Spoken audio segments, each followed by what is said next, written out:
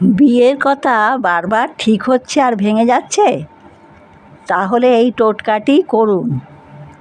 কি করবেন? প্রতি সোমবার স্নান করে শিব মন্দিরে যান এবং চন্দনের প্রলেপ দেওয়া বেলপাতা শিবকে অর্পণ করুন এবং একটি করে ফল শিবকে অর্পণ করুন। এইভাবে 16টি সোমবার করুন এবং প্রতি সোমবারই কিন্তু একটি করে ফল অর্পণ করুন।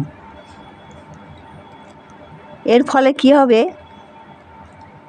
মাঙ্গলিক দোষ বা অন্য যে কোনো বাধা জীবন থেকে দূর হয়ে যাবে।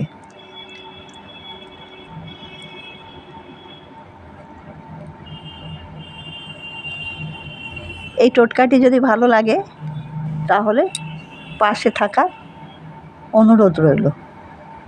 নমস্কার।